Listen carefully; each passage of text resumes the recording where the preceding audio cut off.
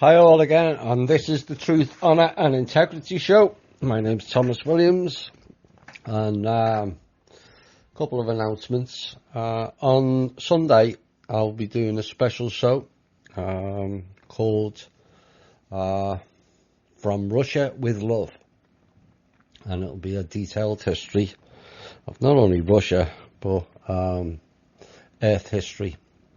And so look forward to that. It will be, let me see, I haven't even picked the time yet. So I'll probably post the time sometime tomorrow.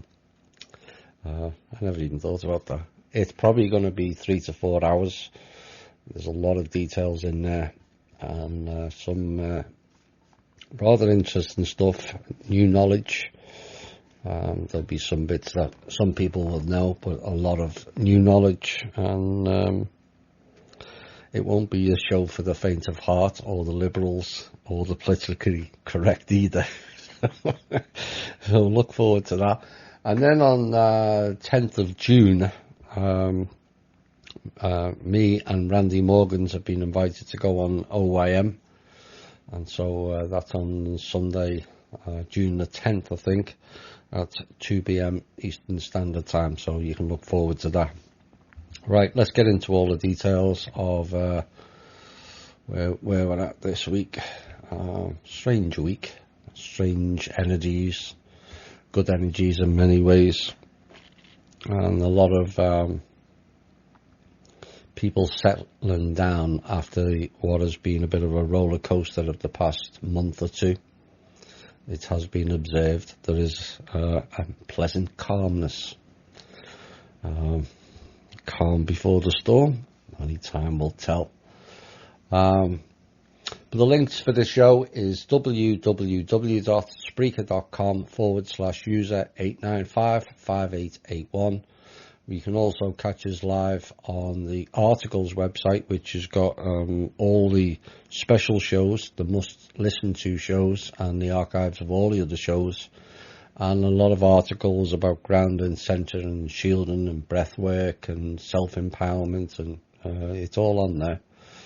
That will, I imagine, will increase in the coming months, and that's on thinkdifferent.thepeoplesclub.org. We have the Facebook page for our sins, Truth, Honour and Integrity, and a Facebook social media alternative on MeWe.com, which is also called Truth, Honour and Integrity. Some people have had difficulty getting on that, so here's the email where you can send us an email and we can add you into the MeWe if you so desire. You can also send questions into the show, comments into the show, and for the person with 21C clearance, this is the email you need to contact: truth.honor.and.integrity@gmail.com. truth.honor, spelt the American way, .and.integrity@gmail.com. And we have the People's Club donations website link detailing about the foundation at thepeoplesclub.org. Right, I want to say thank you to all the people who have donated. Sometimes I overlook that and forget, and particularly one person who donated a rather large amount last month. Thank you very, very much. Right, let's get into the gist of the show. We do have bits of intel. We've got a lot of op-ed pieces to cover that is based on the news that is going on, which has turned into intel in many aspects. We may get more intel in the next hour, but there's plenty going on there. But let's get into some of the news items. We're also going to have some fun in the second hour as well, with a few people who like to play games, but there you go. Right, Mark Inch, the director of the embattled Federal Bureau of Prisons, abruptly announced his resignation last Friday. He's not the first, and he certainly won't be the last. as that was announced by the Justice Department. An awful lot of people going out of the Justice Department. I wonder why. There was no immediate reason provided for the departure of Inch, who had just assumed leadership of the country's largest detention system in just last September. He didn't last long. And in a brief statement, Attorney General Jeff Sessions thanked Inch for his service and wished him luck in his future endeavours. But he didn't elaborate on why the director Inch was forced to resign, or did he just resign of his own volition? Time will tell. Mr. Inch oversaw 122 detention facilities, 39,000 staffers and 186,000 inmates, and his resignation also comes as the White House was staging a summit last Friday on prison reform. Linked? Probably. And there, the White House senior advisor and President Trump's son-in-law, Jared Kushner, also commended Inch for his work on the Federal Interagency Reentry Council, though it's not clear whether he was aware of Mr. Inch's resignation at the time. And, of course, General Inch had been working with the Attorney General, Jeff Sessions, to look at all the different changes they can make in the prisons. And for the last year, the Bureau of Prisons has been the focus of a review by the House Oversight. Oh, didn't realise we had one. So we have a House Oversight and Government Reform Committee. That sounds interesting. They could be rather busy. Which has been examining allegations of sexual harassment, management retaliation against staffers, and staff shortages. And those shortages have routinely thrust nurses, teachers, food service workers and others to take up guard duty in the understaffed prison yards and solitary confinement wings. Seems everyone's got a shortage of money. I wonder why. Well, we all know why by now. Iran.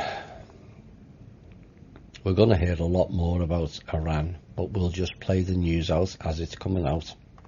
I think I've got a piece on Iran.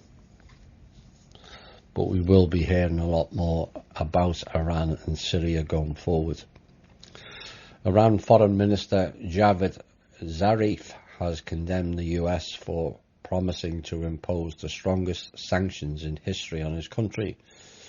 Measures that were outlined by the Secretary of State Mike Pompeo said it showed the US was a prisoner of its failed policies and would suffer the consequences.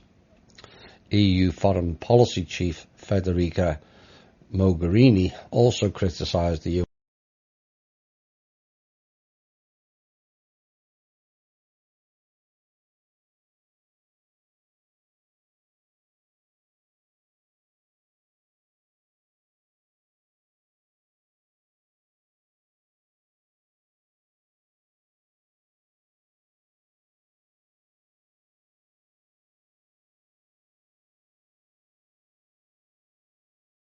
and met its commitments. I'm sure they will. Getting a lot of nice backhanders out of it. And despite the EU's official position, some of Europe's biggest firms who rushed to do business with Iran after the nuclear deal now find themselves forced to choose between investing there or trading with the US. The US sanctions lifted after the 2015 deal would be reimposed, he said, and those new measures would together constitute unprecedented financial pressure on the Iranian regime.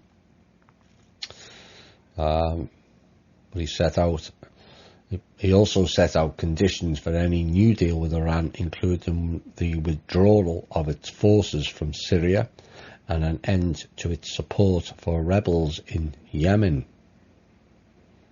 Really? The older US sanctions prohibited almost all trade with Iran, And Mr. Pompeo did not say what new measures Washington was contemplating, but described sanctions imposed last week on the head of Iran's central bank as just the beginning. That's going to play and play. I'm going to end up with a Oliver North type thing. Whether it's related or not, I think this is an interesting story. It's only a short one. One questions whether it's all related. More than 800 people have been poisoned after eating toxic wild mushrooms in around 10 provinces in the west of Iran. At least 11 people have died from the effects of the fungi and hundreds more have been hospitalized. There is no effective treatment for this kind of poisoning. At least 2 people have received liver transplants, and the mushrooms concerned looked very, very similar to edible ones. People are being urged not to buy loose mushrooms and only purchase those packed and sealed in shops. You see why I added that in. Who's playing games? Ebola mushrooms now.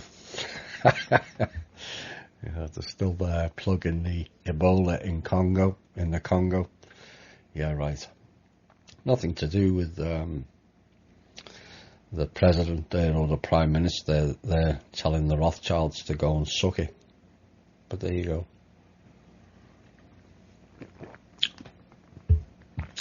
Venezuela's President Nicolas Maduro is facing an international backlash after winning his second 6-year term in what was a landslide vote marred by an opposition boycott and claims of vote rigging.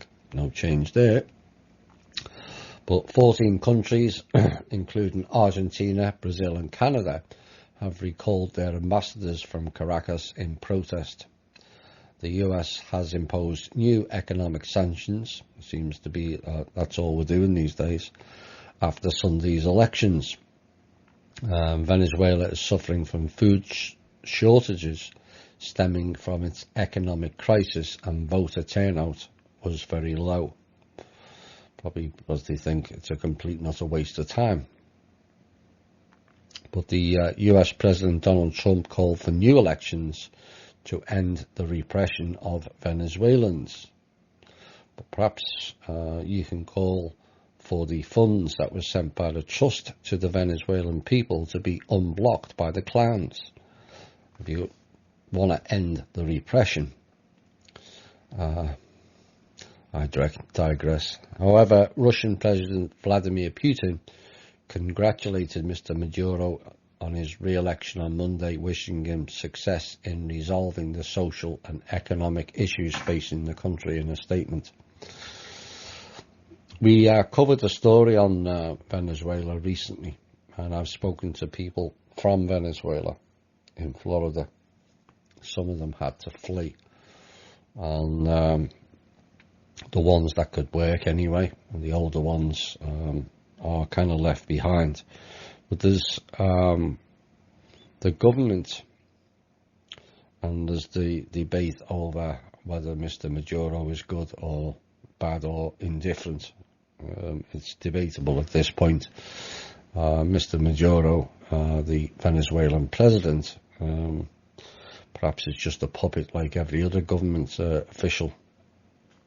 But the issue is the government won't hand out any money, and the banks refuse to hand out money. And people are trying to access their accounts, and there's one report of a journalist who went there and tried to access money for what he needed for food and whatnot, and he queued for 6 hours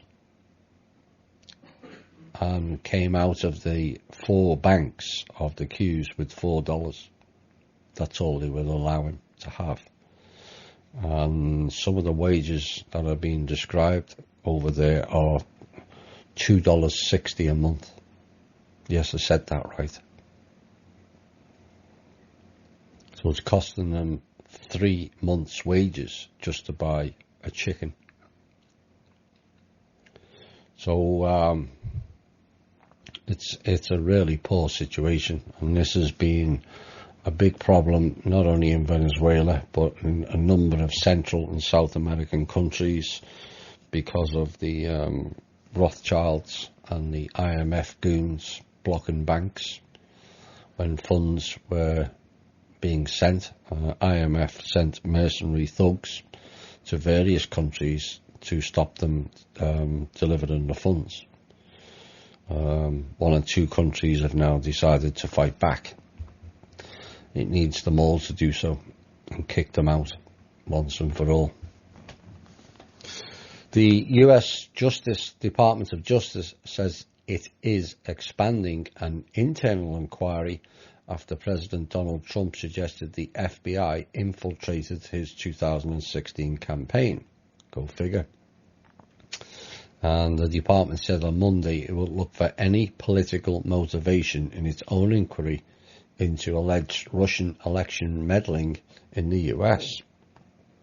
It doesn't mention about Democrats' election meddling and the machines that were found to contain only Clinton votes. Wonder why we haven't heard about that. Mr. Trump later backed the move after meeting top justice and FBI officials at the White House. And he's kind of upset at the moment that a confidential source was used during the investigation. And he said he wants to know whether members of the Obama team ordered such a move. Yes, they did. But Democrats and members of the intelligence, there's a misnomer in itself, community have warned against unmasking a source because they say this puts lives at risk. Really. They didn't bother when they were putting Valerie Plame's life at risk or putting the American people's lives at risk. Chloe's here. The announcement comes after US media reports suggesting the FBI had an informant meeting campaign aides. The Deputy Attorney General Rod Rosenstein, TikTok, said action would be taken if any infiltration was found, and if anyone did infiltrate,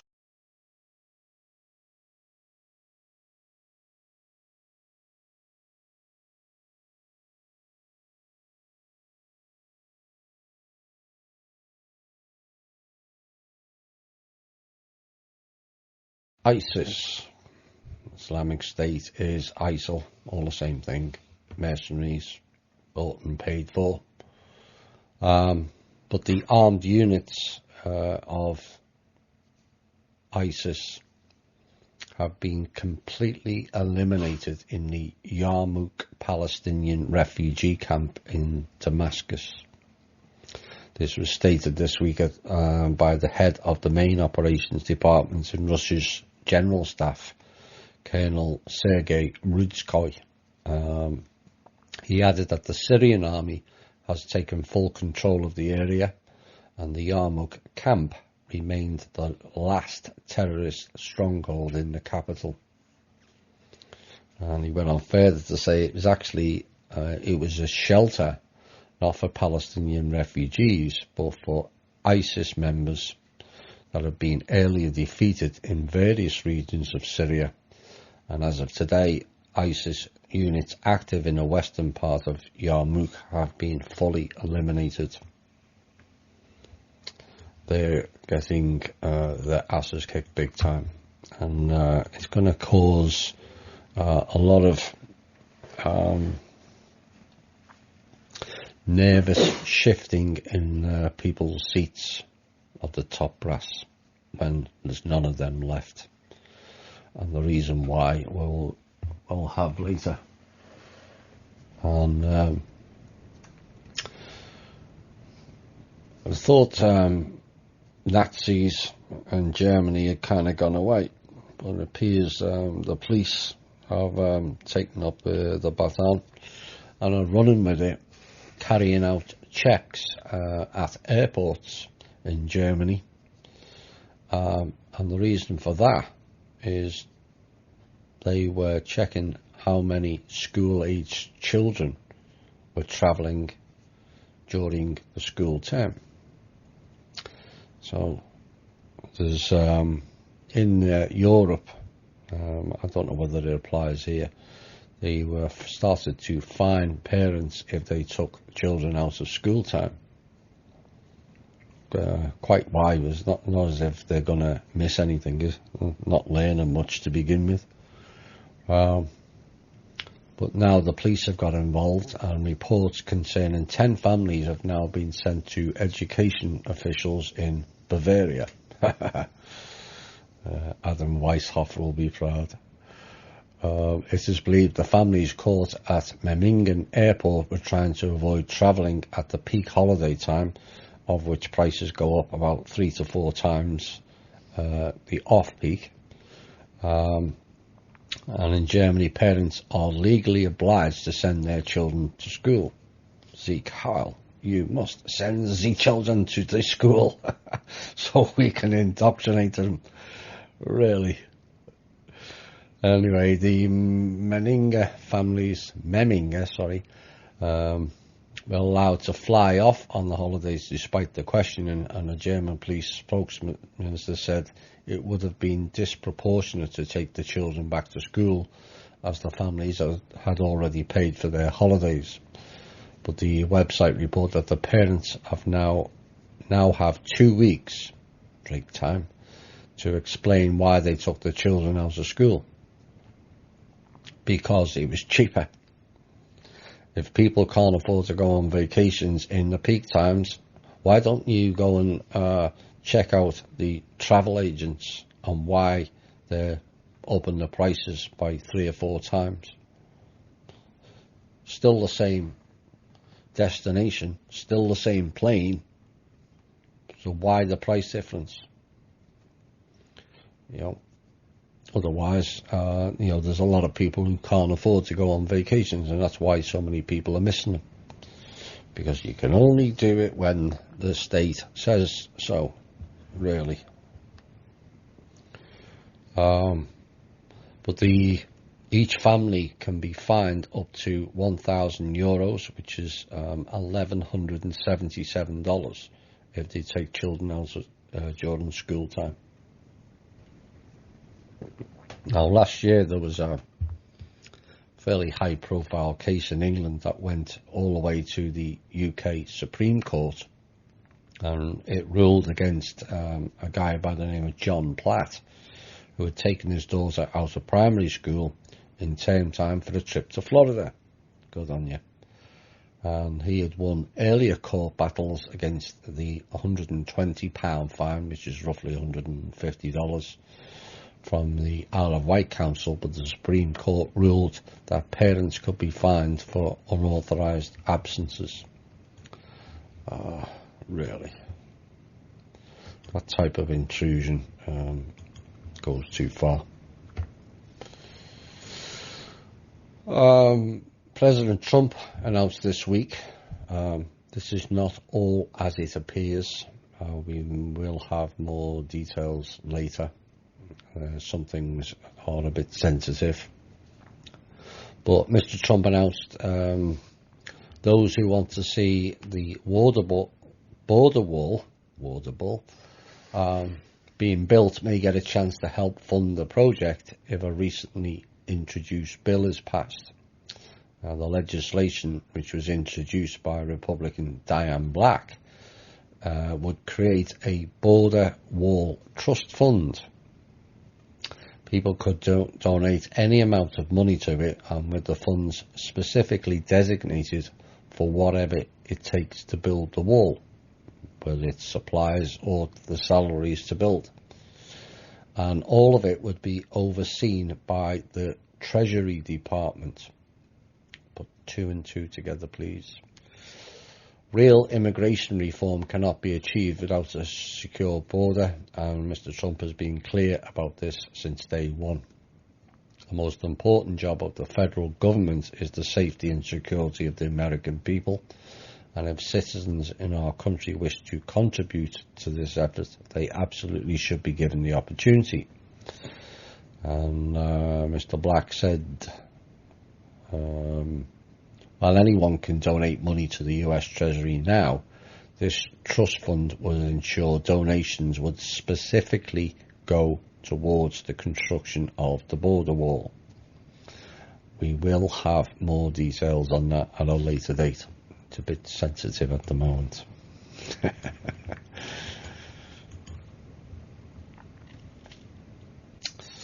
Unhappy about EU calls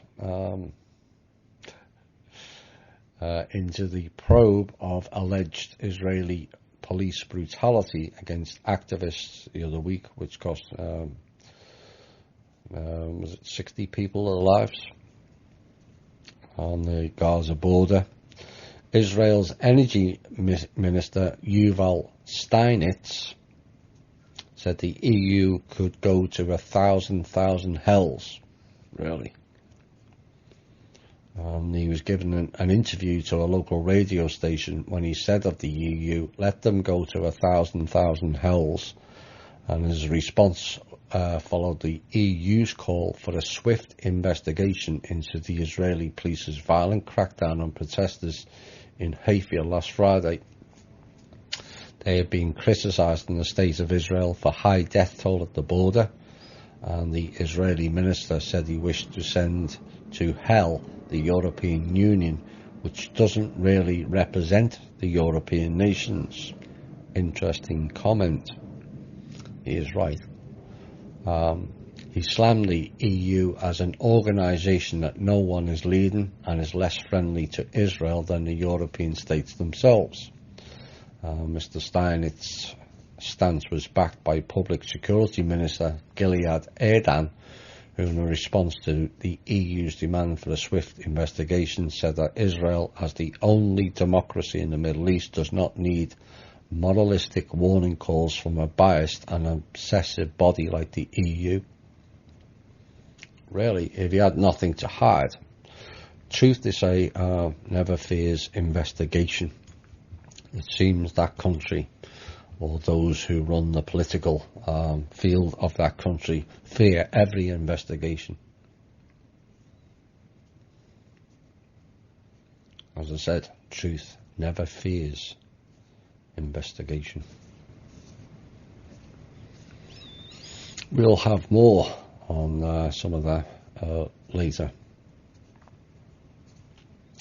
A team of French researchers, no doubt funded by the Rothschilds, who recently examined, or allegedly examined, Adolf Hitler's remains, except they'll have a long look, says the leader of the Nazi party definitely died in Berlin and not elsewhere, as been rumoured about for decades. Funny that, because I've seen pictures of him in Paraguay. Oh well. Study proves that Hitler died in 1945, and following the paper's publication on the European Journal of Internal Medicine, perhaps they could take some of it, Mr. Charlier and other researchers persuaded the Russian government, the entity that was discovered Hitler's body, to let them look at the last bits of his remains. A part of Hitler's skull with a bullet hole and a set of teeth, and the teeth were compared to the autopsy done in 1945, and according to them it confirmed they were indeed Hitler's teeth. Okay. Oh, the cover-ups begin. I don't know why they bother. Was it the CIA? I think it was probably them anyway. Or the FBI who released documents under the Freedom of Information Act, was it 2 years ago, about Hitler being alive in South America. So why are they doing this research? Well, it's probably for the synths, no doubt.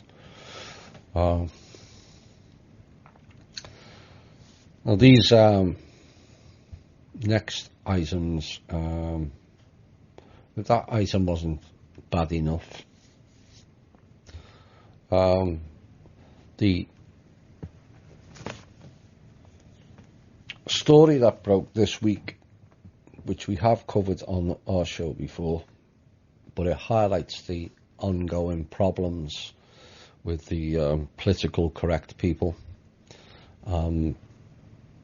This particular woman, a white woman, was booed off at a Kendrick Lamar gig, whoever he is, or she, whatever, for singing the N-word on stage. Now, the rapper invited the woman, who identified herself as Delaney, to sing M-A-A-D, City, during his set at the Hangout Festival in Alabama.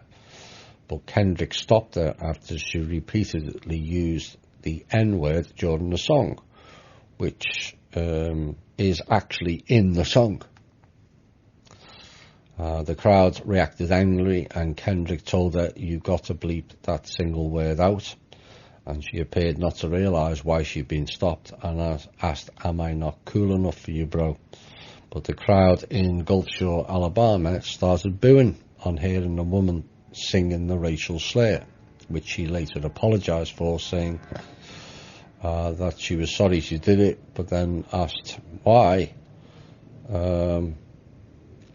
should she have to delete it. If Kendrick Lamar sings the N-word, if he's that ignorant, he's going to write that such an offensive word in his song, and why isn't it being banned? More's the point.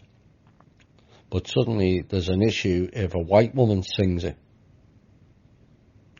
Why the double standards? You know, it's like pot. You either legalise it for everyone or legalise it for nobody. This double standards is what causes divide and conquer. If you don't like the N-word, please stop writing it in your drivel set of songs, because that rap stuff, I can't be dealing with it. You know, it's all about violence and shooting cops and the N-word and bitch. You know, some people may like it, each to their own, I suppose. But it doesn't help, does it? When you've had people of your colour campaigning that we should stop saying, we being the white race, saying the N-word. Fine. It's offensive. It's been deemed offensive, and I think most people will agree with it. But then if you carry on using it amongst your own, that to me is racist.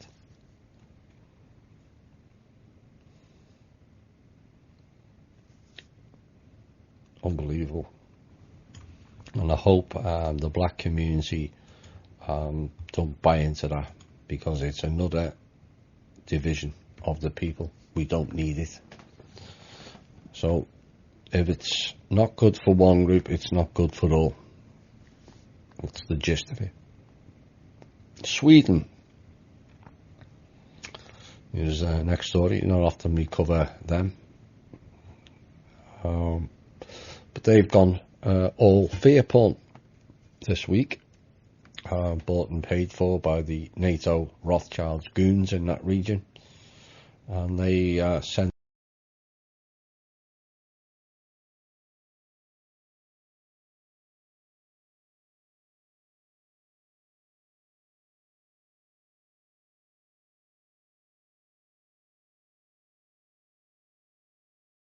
so in case there's a war, and explaining how to best prepare for various major crises. I would suggest Sweden's going to be the next false flag or some sort of terror event. They all set it up. And these include terror and cyber attacks, natural disasters, serious accidents, and military conflicts. Those who prepare improve the ability of the country as a whole to cope with a major strain, it said. Think about how you and people around you will be able to cope with a situation in which society's normal services are not working as they usually do. I didn't realise they did to begin with.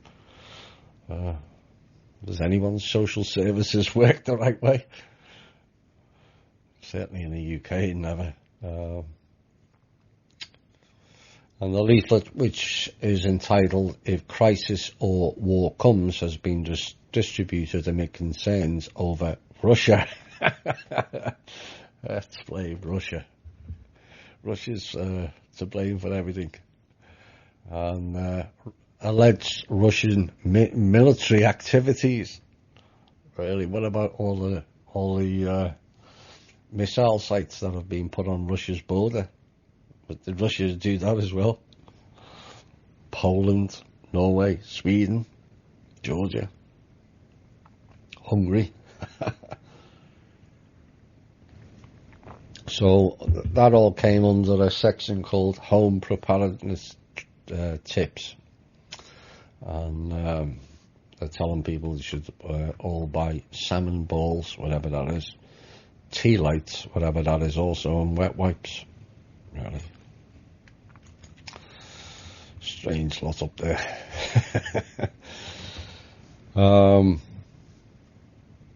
Here's a more positive thing about politicians, given the mess that this country's in. It could also be a pointer that it could be a very interesting and busy summer. But Republicans senators say Majority Leader Mitch McConnell is seriously considering cancelling part or all of the August recess. Think about that. As leadership plays catch-up on confirming President Trump's nominees and funding the government. Mr. McConnell had been tight-lipped about his thinking, only saying he would make an announcement soon. But the Republican senators say Mr. McConnell has told them in multiple closed-door meetings that he's weighing the idea of scrapping at least part of the 4-week summer break.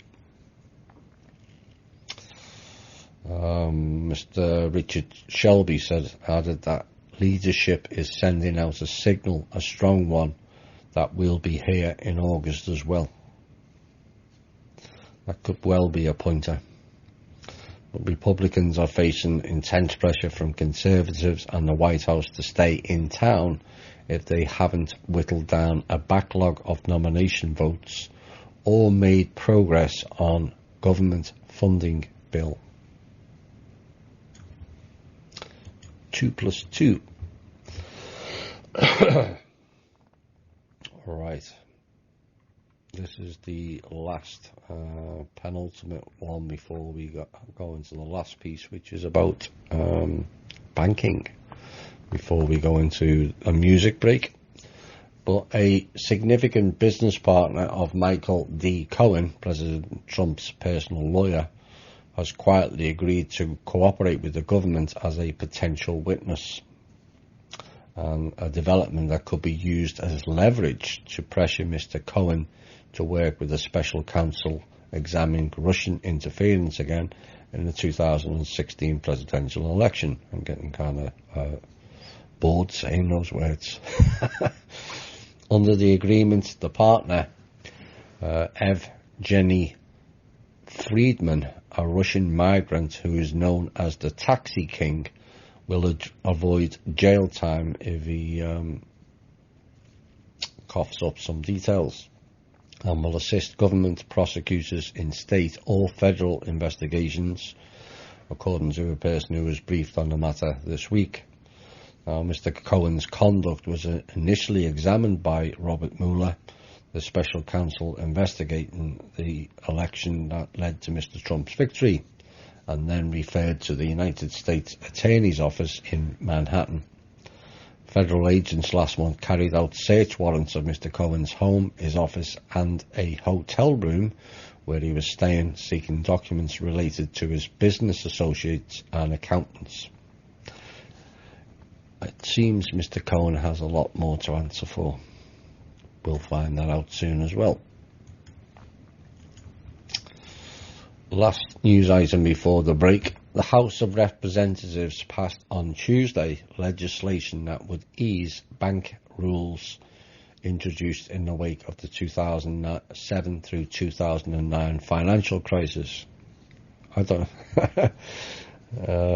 it's 2018, guys, and it's still going on. So quite why they put those dates is beyond me. Clearing the bill to be signed into law by Mr. Trump. On Tuesday's vote to reform the 2010 Dodd-Frank reform law marks a major bipartisan legislative victory for Mr. Trump's administration, which has promised to spur more economic growth by rolling back regulation.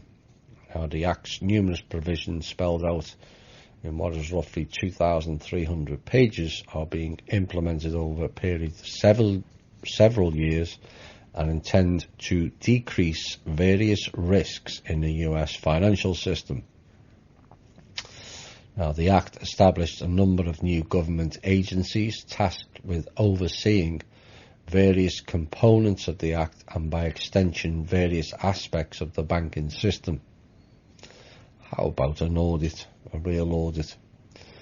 And Mr. Trump has pledged to repeal Dodd-Frank, and on June the 8th, the House of Representatives voted to replace it with the Financial Choice Act, which will roll back significant pieces of the Dodd-Frank reform. Now, the Choice Act, however, is not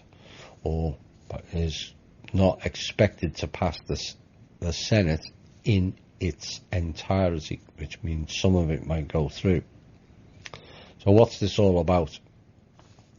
Well, the Dodd-Frank Wall Street Reform and Consumer Protection Act, the Financial Stability Oversight Council, and Orderly Liquidation Authority monitors the financial stability of major firms whose failure could have a major negative impact on the economy, i.e., companies deemed too big to fail.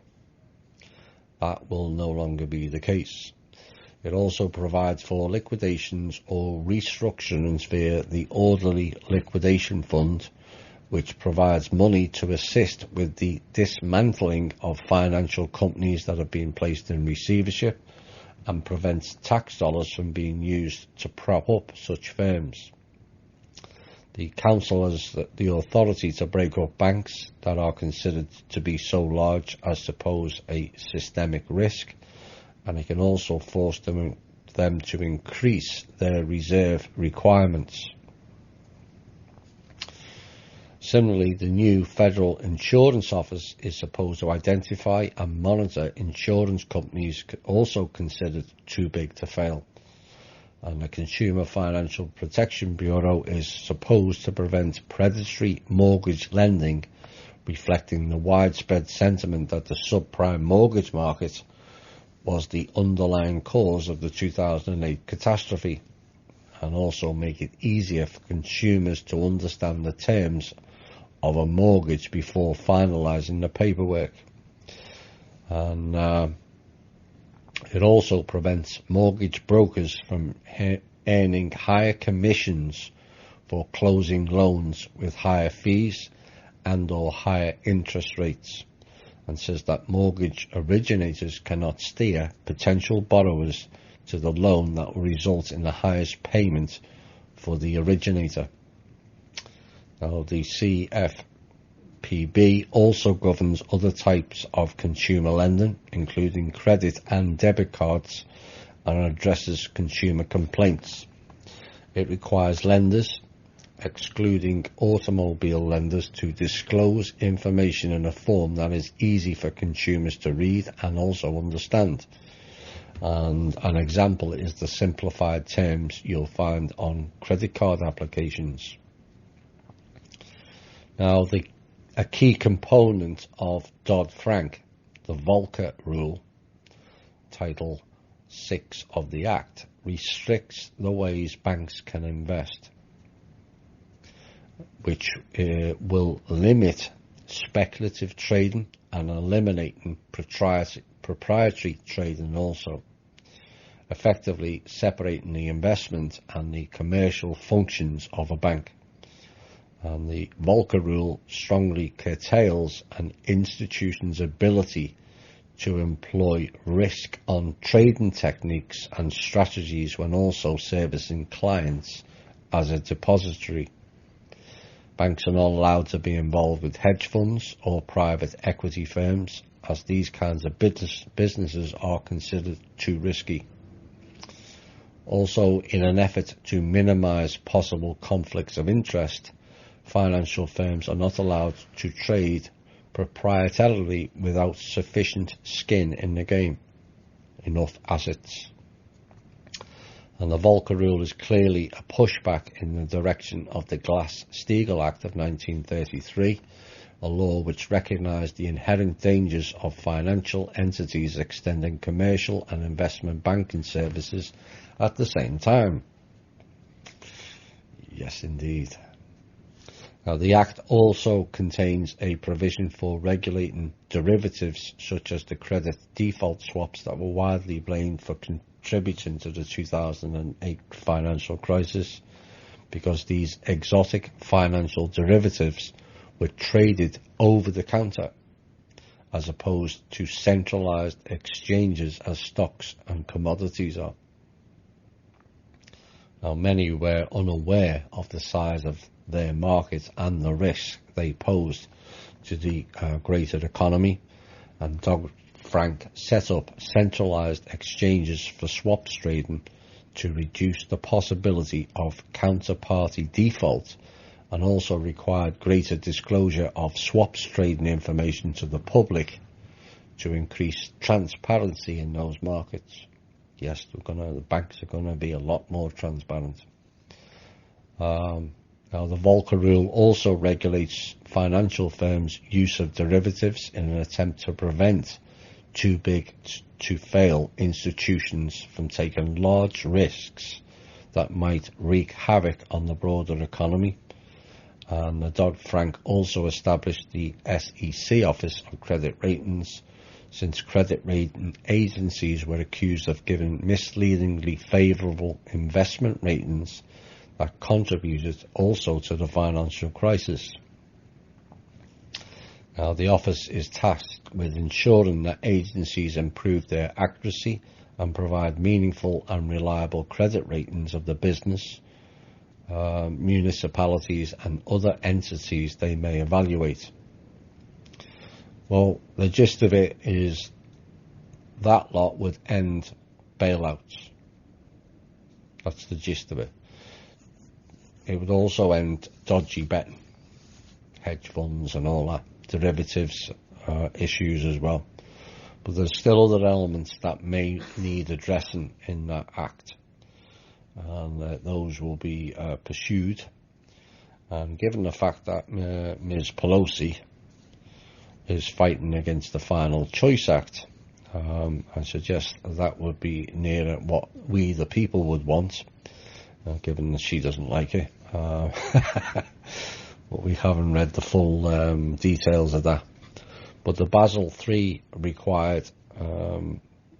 law required all banks to submit stress tests, and any bank with a capitalisation of less than 100 million would be shut down or taken over. I think that applies to most of them at the moment.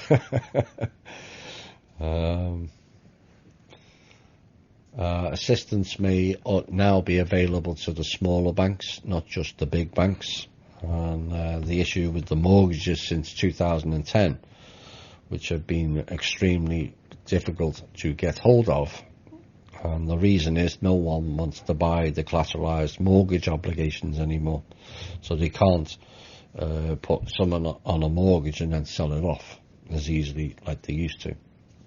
So that's why mortgages are a lot difficult to get these days, because they can't bump it onto some other mug. Right, that's the news portion of tonight's show. We're going to have a music break, and we'll be back with some intel and some interesting op-ed pieces. And this was suggested by one of the members. Beyond. Hi all, and welcome back to the second hour.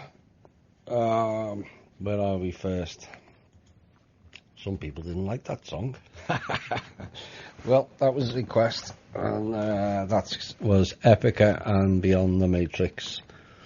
A mixture of eclectic music there. So, right, let's get into some intel and some pieces. With regards to the last piece I did, Mr. Trump has done an executive order.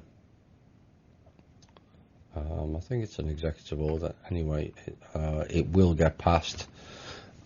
Community banks are the backbone of small businesses in America, and we're going to preserve our community banks.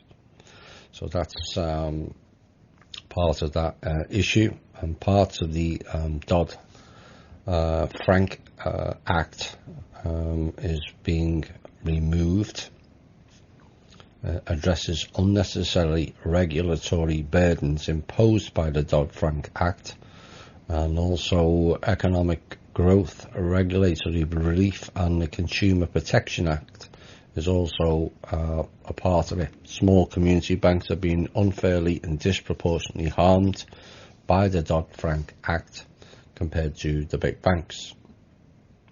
Now, the second part is promoting economic growth, providing community lenders with relief from unnecessarily regulatory burdens, which help promote even greater economic growth. And the final portion of that bill is benefiting consumers. Mr. Trump supports legislation to provide consumers with more tools to protect their privacy.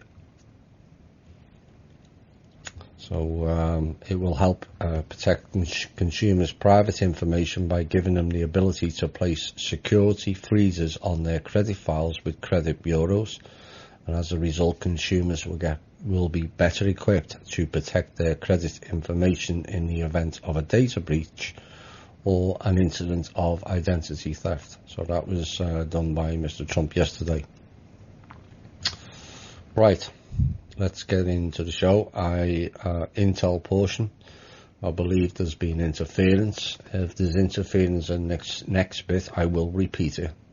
So stop wasting your time, clowns. NSA is the first portion.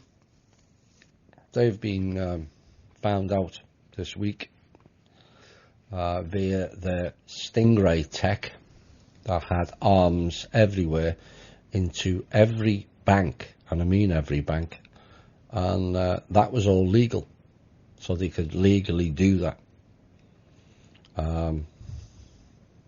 Quite how they managed to do that is beyond me, but then given there's no appears to be no oversight, or there wasn't, there is now, but that was stopped, and the team also found all the illegal tentacles in the system too.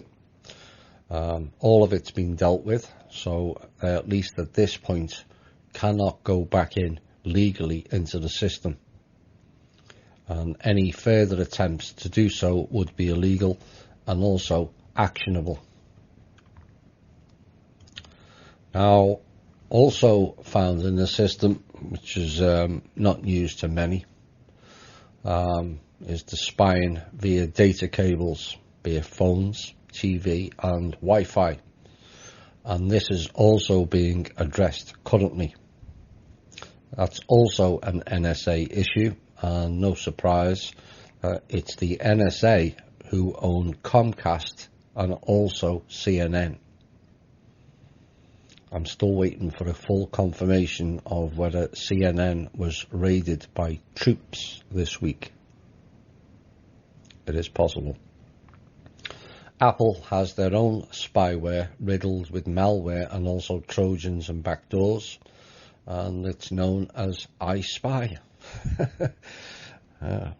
They like to play games. Well, we like to play games also, and we're shutting it down. And that's being addressed also.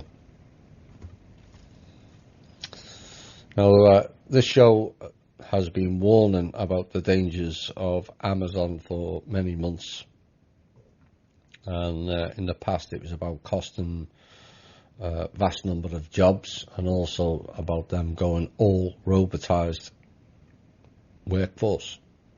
But it now appears Mr. Bezos, who also owns the Washington Post, is dipping into the same realms as Apple, AT&T, Verizon, Comcast, etc., and offering up facial recognition software to the government. Really? Perhaps we should do a class action lawsuit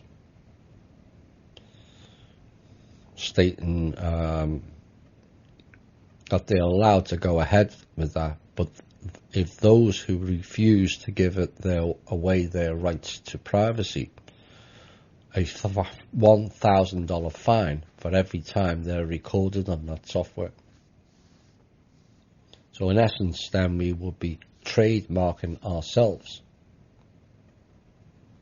Why should they make money off us and we not getting any benefits from it? This nonsense has gone on too long with Facebook and all the other advertising people making vast quantities of money using us as the marketing ploy. So if they're going to use facial recognition software, we should have the right to opt out, and if it shows up on any software, then $1,000 a time would soon end that nonsense.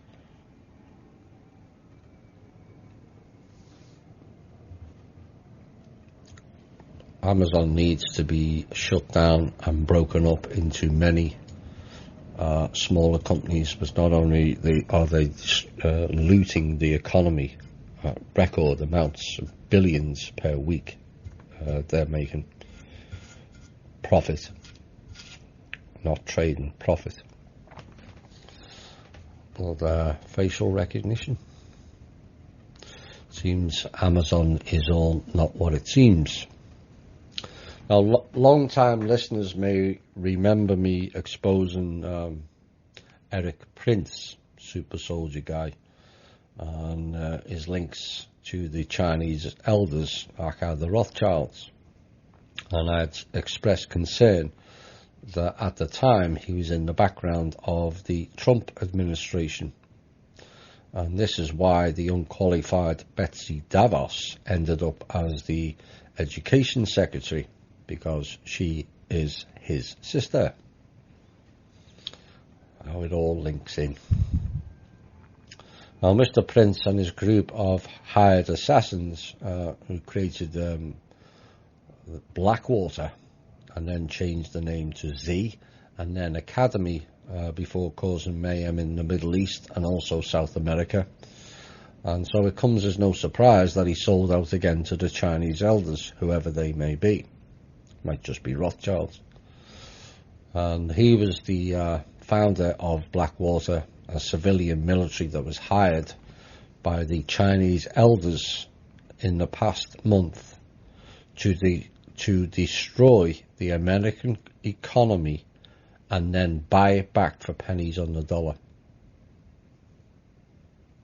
I'll repeat that again. Mr. Prince, the founder of Blackwater's civilian military, was hired by the Chinese elders to destroy the American economy and buy it back for pennies on the dollar. Just crash the whole country. That's what the Rothschilds did to the UK. That's how they took over the city of London. And their methods of warfare are to essentially block any money coming into the country, especially from the trust. He was also as part of his contract, was supposed to steal as much money from the trust as possible and take a 20% commission. Now, Mr. Prince's contract with the Chinese elders runs out in the next 24 hours, and so that will fail also. Now, there's currently a firewall set up around the entire banking system, and I mean the entire banking system. But it doesn't matter how much money you have if people won't sell to you, and this is becoming a common problem. Kim has purchased orders from countries all over the world for various products and also projects that are desperately needed. And she's given the large companies the chance to do the right thing, but they refuse to sell her anything for fear of repercussions from the Rothschilds or their Chinese counterparts, the elders, and also Mr. Prince. Now, this comes after what the Rothschilds threatened the world at the United Nations in September of last year, that if they did not have absolute control of the world by September of 2018, they would unleash biological weapons and kill everyone on the planet. Good luck with that, because that won't work either. TikTok.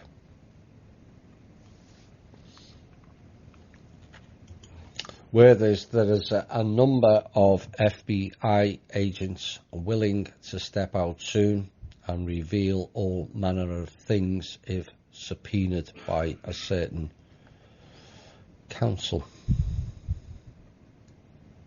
Word is also out that the NYPD is getting restless as well, particularly those who viewed the Clinton abetting footage. I'm not saying any more than that.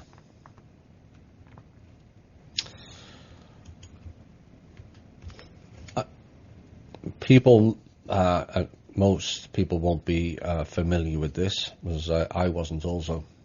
But perhaps listeners should keep an eye on a group called the Heritage Foundation. So who are these? Well, these are another think tank group in DC that appears to dictate top-level policy, like a State Department policy. What we do know is the Koch brothers and Kissinger are just a few that take part in it, and possibly the Black Dragon members as well, the leader of which was Mr. Dick Cheney, until he was fired recently and fled to his bunker.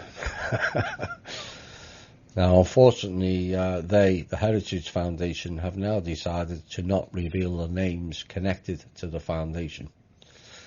I wonder why. Keep an eye.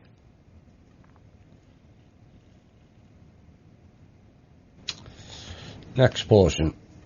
Everyone by now has heard of the term the Crown of England, and many thought that it's linked with the Queen of England. It's not.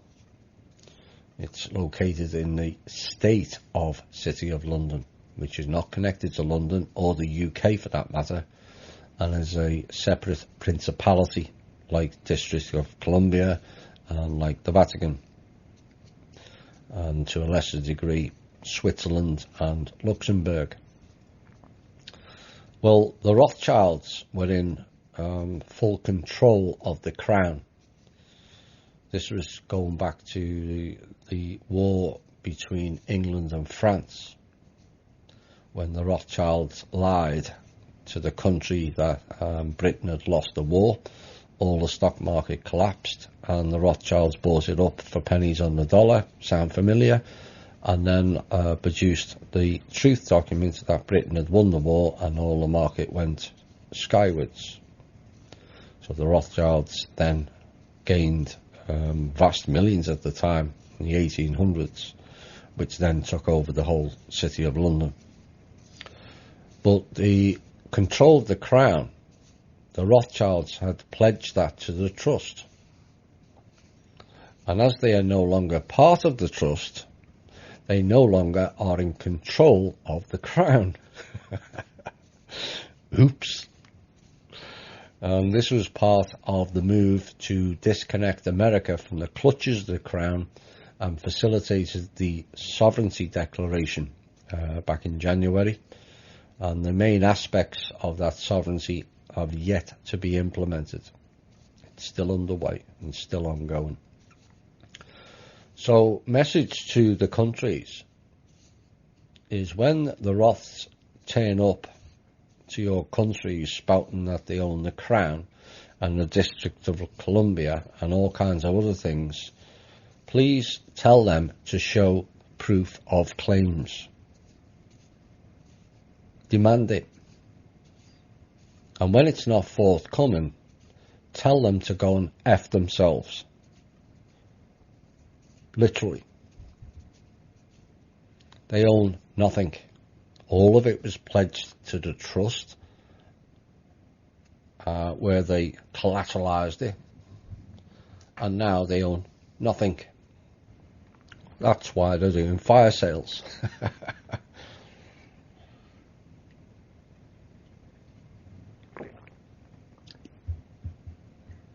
Next news item. The clowns are busy, well, we're busy this week trying to issue lines of credit off the trust accounts. They don't quit, do they? Which was never possible to begin with, but also due to the new firewalls with total transparency. The whole freaking world now knows that the clowns were trying to issue bogus lines of credit from the trust accounts. These people are stupid. Complete dumbasses. Well, as they say, desperate people do desperate things, and boy are they desperate currently. But thanks for outing yourselves.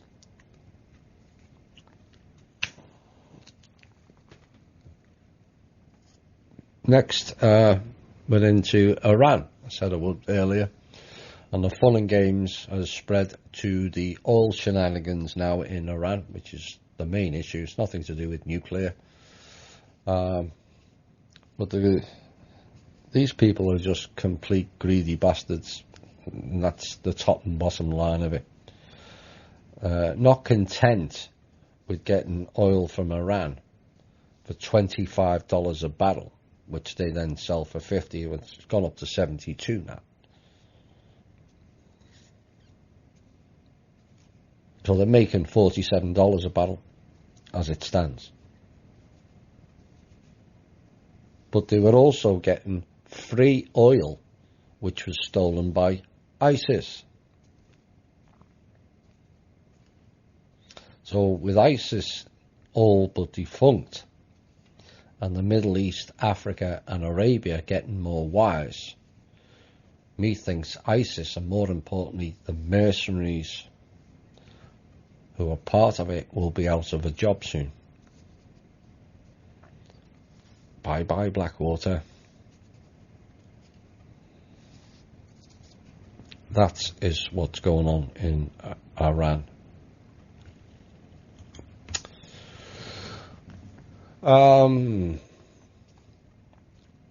update on the sovereignty. People keep asking about it. We've had an update this week. We've had several inquiries in the last couple of weeks from varying countries that have come to us for information and interest in becoming sovereign. It seems it's now starting to spread. The proof is beyond all reason now as to who has who's the trustee, who owns the funds for the trust, and what are their purpose, and also the lies that the Rothschilds own everything, or the Chinese elders do, or some other rogue entity. It's all falling apart now. Let me check.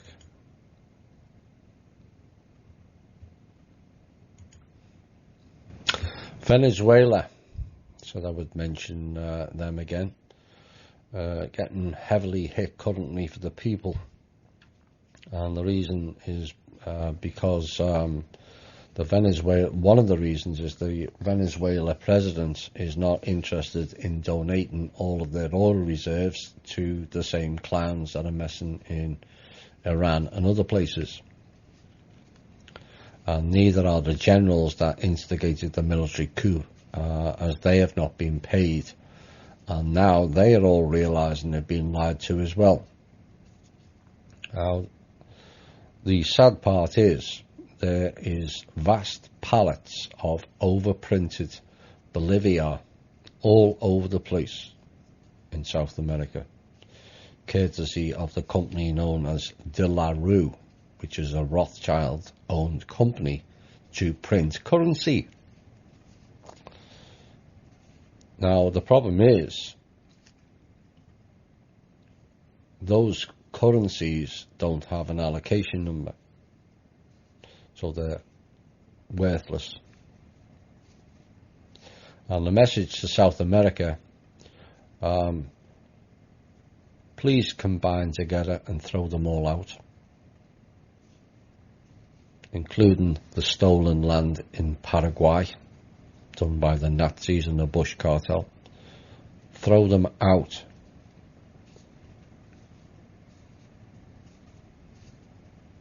These people are just parasites. That's the top and bottom line of it. And as for the overprinted non-number allocated currencies, the details of that via full reports have now been sent and has been received by the head of Interpol for all of South America by the Trust. Hope you like that reading. Now, how are we doing? Yeah, we're doing okay. Next intro portion is our friend Peter, or is it Jesper, or maybe it's both. He tried to get into the system again last week and remove $50 million, but like the RV, that failed also. Now, I will have more details on Jesper / Peter in a forthcoming show. And for the person who's trying to get me messages, send an email. We will make contact. Chase Bank, next piece of intel this week, tried to install a worm virus into the new quantum system. No damage done, but expect repercussions for that act of stupidity. Do I hear a bid of $1? Maybe you do. Now, last week, Anna von Reitzinger, was it Ratzinger? Reisinger. These people love to change their names about stage actors. Anyway, she put an article on Facebook describing the 4,800 trusts and claimed that she knew some of the trustees, and according to the World of Anna, she's working on obtaining a $2,000 per month stipend for Peoples of the World. Okay. Now, here's the real information. Every off-ledger trust was consolidated into one in February of 2013.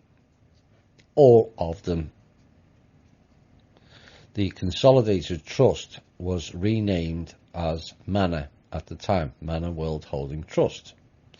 Now, before this was done, there were over 600 trustees and several names of trusts involved. Not one of them was called San Germain. Zero. So those who are still pushing the San Germain Trust to be released. So that's the name at this time. It's called Manna, which can be changed to something else should we wish. And Kim is contemplating calling it Dragon Repellent. As in Dragon Family Repellent. I'm sure our listeners can come up with some more expletive names for that account. After Rothschilds or something like that. But there you go.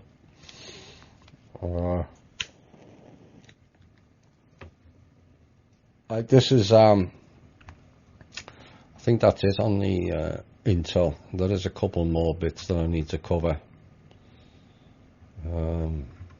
More op-ed pieces. But I'm going to, before we go into a music break,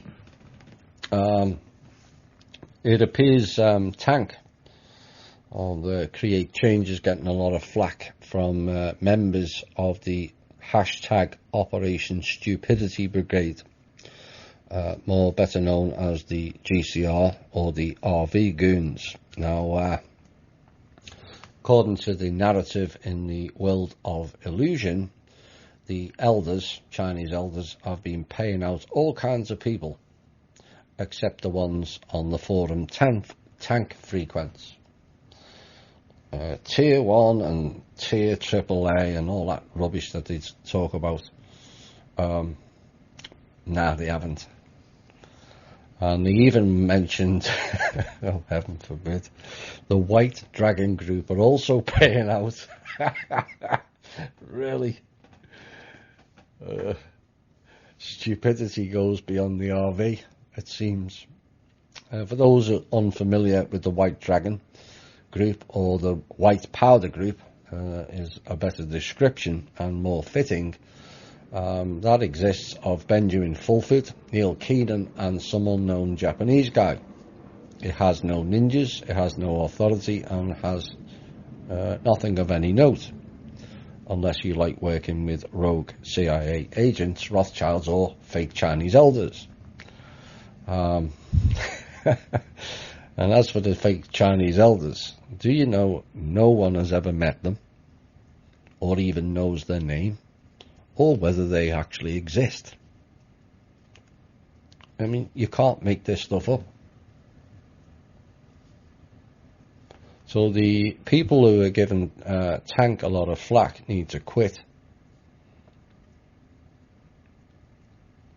You know, you carry on with your fists full of fake currencies, be it Zims, dinars, dings or dongs, because you'll all be in your graves multiple lifetimes waiting for that payout. All of you have been duped massively. So why blame Tank for your own stupidity? You bet on riches and ended up being fools. You're not the first, and you certainly won't be the last either, with fake get-rich-quick schemes. But the key is, do you keep on playing the fool for the rest of your days, or do what Tank did and step down and try a new venture? Fairly simple. How about you all play a game of Hunt the Chinese Elder? As many of us would love to know their names and ask them, where's the money? Meanwhile, instead of attacking people trying to help humanity, attack the ones who are really preventing or having hijacked humanity. Complete asshats. RV indeed. Dearly me. You know, at which point does Hello McFly kick in? 25 years waiting for the RV. It's not happening. And neither Kim or Tank are preventing the RV. It doesn't exist now or ever in this reality. Now this song is for the the RV people. That was for the RV people. You gave money for nothing. You'll never get anything back. Though you have been offered the possibility that the trust may, at a future date, give you a one-on-one for at least get your money back. I don't think Rothschilds or any of the other goons or the so-called Chinese elders that nobody knows who they are. Just quit it and take your anger out on them clans and leave Tank alone. Right. Talk about desperation. Pentagon's going with the begging bowl again. And there was an article, I think it was yesterday, that I looked into it, where the Pentagon were complaining. Perhaps they need to take a look at themselves. But between globalization and nearly 20 years of constant warfare, of which they were participants in, perhaps that's the problem. And the industrial part of the US military-industrial complex is not looking so good, according to a new Pentagon report, putting future wars at risk. Great. Just those words, the way they put it. Putting future wars at risk. Why do we need to have future wars? And this is the mindset of these people, the top brass. Everything is about money and war, in no particular order. Now, the annual Industrial Capabilities Report, published by the Pentagon's Office of Manufacturing and Industrial Base Policy, warns that reliance on foreign-sourced materials combined with 20 years of intermittent conflict have put a strain on United States manufacturers of weapons parts and ammunition. And while the US national defense demands for materials are seldom unmet, there exist risks to their supply now, and risks are anticipated in the foreseeable future. In other words, countries are going to stop selling to them. Which is, if every country stopped selling weapons, then they would have nothing to fight with. Unless you just send the generals and the politicians to war. That would be fun to watch. And the report describing two broad trends as the scarcity of materials used in new technologies and the US growing reliance on foreign supply. And one of the biggest problems noted by the Pentagon is the lack of diversity in the industrial base, which they created. You know, they need to look at their own policy. And the reason they said there's a lack of diversity is about 97% of DoD funds for missiles and munitions procurement goes to just two companies. It's no surprise that that's Raytheon and Lockheed Martin. There's that chewing from both ends again. And almost all second and third tier suppliers of munitions components, 98% in both instances, are sole sources. And the neglect has been so severe that in fiscal years 2000 through 2016, inadequate facilities and equipment led to maintenance delays that contributed in part to more than 1,300 lost operational days for aircraft carriers, which is about roughly 4 years, and 12,500 lost operational days for submarines. A January report by the Pentagon's Director of Operations and Testing noted that half of the F-35 stealth fighter fleet is not mission capable. Really? And this is down to supply and maintenance problems. Lockheed Martin's futuristic fighter has a lifetime cost estimated at over $1 trillion for the plane. You can't eat planes. They don't make you healthy. So the Pentagon have created their own issue by being in the pockets of the deep state people who insist that their buddies are on the shareholder list of Raytheon and Lockheed Martin, and are making bundles out of the funding. Now they can't keep up with it. A massive overhaul required. But that first sentence, putting future wars at risk, tells you where the Pentagon's still at.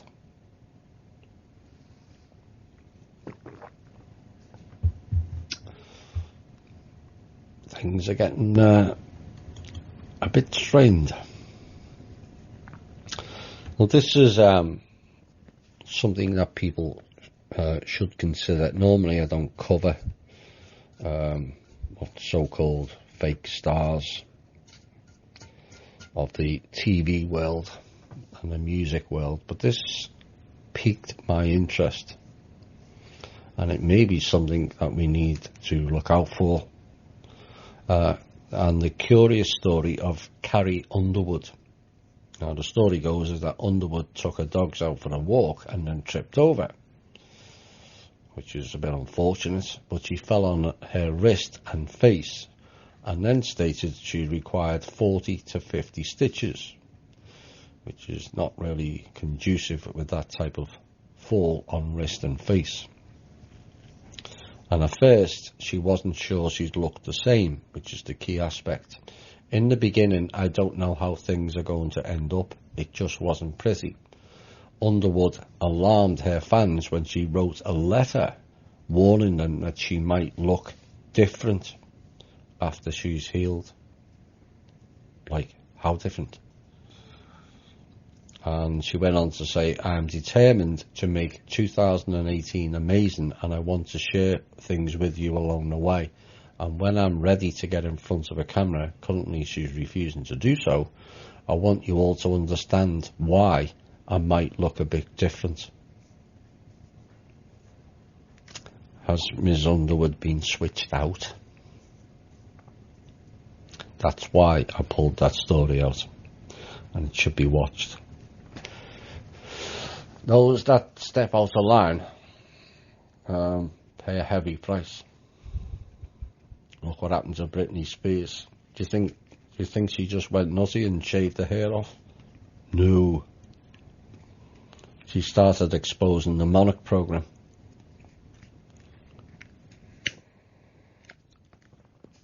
And also refused to be the sex kitten for aging politicians. So they did a hit job on it and made it out to the public that she'd gone nutty. I think something's going on with Carrie Underwood, and the fact that she's telling you she's going to look different. So yes, something's amiss there. Is anyone else? We're watching the latest episode of the 100 series, which is rather interesting for those of you who haven't watched it yet. It tells you part of Earth's history. The Ark was not the boat, the Ark was the craft. Following the nuclear wars that were taking place on this planet, and I'm going to be covering some of that in the Sunday show. But there was an advert for the drug called Nexium. Yes, we've all heard that name recently, and to do with the cult, Nexium. But what I found extraordinary is the girl sitting at the table was with a pizza right in your face. A Rome Colosseum, links with the Vatican, and their child pedophilia and all kinds of other stuff. And also mushrooms were all in the picture. Maybe somebody can enlighten me on what that means. To do with the mushrooms anyway.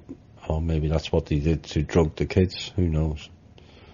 But this is, to me, is targeted piss taking.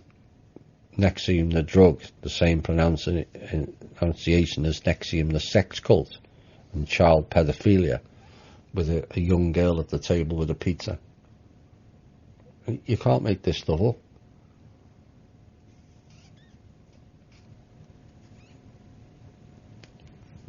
Now this Next story should alarm everybody, and I mean everybody. Was civil rights activists are now opposing the passage of a bill that equates criticism of Israeli policies with anti-Semitism in the state of South Carolina. The new bill would effectively deem any criticism of Israel in publicly funded schools and state colleges as anti-Semitic. Now, unable to pass it as a standalone law for the past 2 years over questions about its constitutionality, supporters of the measure used a legislative tactic known as a rider to insert it into the state's 2018-2019 budget. That's how they slide it in. And the measure will expire after 1 year. Now, supporters of Israel see the controversial bill as a triumph, and arguing that any criticism of Israel is inherently anti-Semitic and should be banned on college campus. I have to be very careful with what I say here and how I say it. Well, it's funny that those same criticisms don't apply to Russia in the mainstream media, is it not? Perhaps we should draft a bill banning the mainstream media, blaming Russia or Muslims for anything, and see how that flies. You know, where does it all end? You know, I'm sorry, but nobody, and I mean nobody, should be beyond criticism if it's justified. You go back in ancient times, it was considered a capital offence to criticise kings or queens. Well, that never turned out too well, did it? Also in the 1400s through the 1800s, blasphemy to criticise or going against the church. Now that turned out horribly. People were burnt at the stake for not loving the all-powerful Roman Catholic Church. And that also applied to everyone with a science background in those days as well. But until Israel stops breaking every UN law, having already done so more times than the rest of the world combined, stops committing genocide in the Middle East, stops creating human rights issues, stops looting the American people of their tax money, and stops declaring every country that opposes them as a terrorist organisation, stops dictating American foreign policy via lobbyists and dual citizenship, or stops forcing countries to make laws to defend them, and stops thinking as a people that the rest of the world are just goyim, aka shit under their shoe, then the world has every right to complain about the political agenda these Zionists operating as the state known as Israel. Enough of this nonsense. It helps nobody, least of all the main body of the Jewish people, because they then get the flack off the people who don't like it. Of course, these Zionist goons are not interested in Israeli people. They're just pawns. But this is what happens with political correctness, which was not designed to be nice to this group or nice to that group, but solely to put the people in fear of speaking out anything that they want to stifle discourse on. That's the top and bottom line of it. Let's ignore the fact that Israeli people are Semites to begin with, because they're not, and never were. But that's a fake statement in and of itself for those who have done their research. But no one is above reproach, and everyone should be accountable for their own actions, whether they be countries, politicians, church people, or listeners to this show.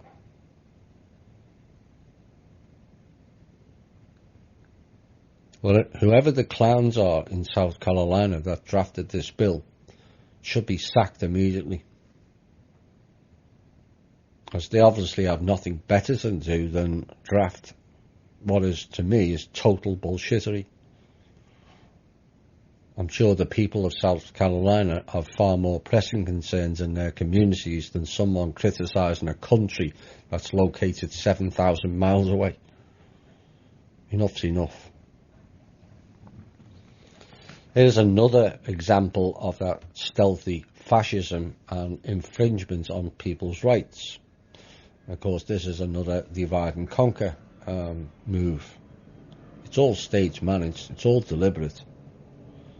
But it's now come out that NFL teams will be fined if players kneel for the US national anthem under a new policy. Freedom of speech. And the American Football League said players who do not stand for the Star-Spangled Banner can stay in the locker room until it's been performed.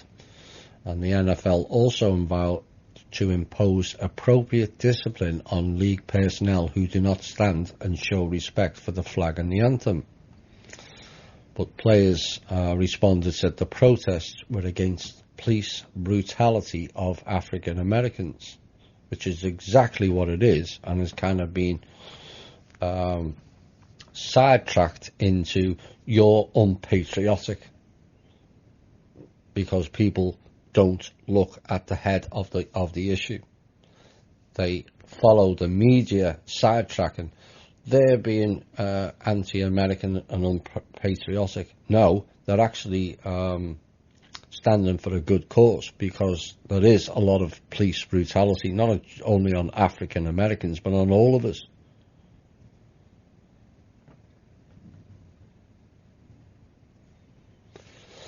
But the players of the NFL said it was unfortunate that on-field protests created a false perception among many that thousands of NFL players were unpatriotic. No, they're defending the right to walk peaceably around without being brutally assaulted just because they're of a certain colour, or the police don't fancy looking at that particular individual and just drag them in and give them a ticket. Final op-ed piece, well, it's not really an op-ed piece.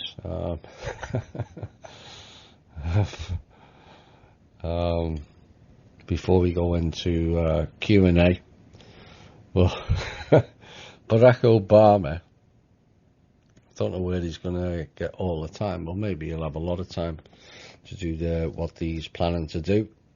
But him and Michelle Obama are teaming up with Netflix, of all people, to produce films and TV shows. And Netflix says the former US President and First Lady have entered into a multi-year agreement with the service, and it says the films and series will potentially include scripted series. I wonder if that's written by the CIA.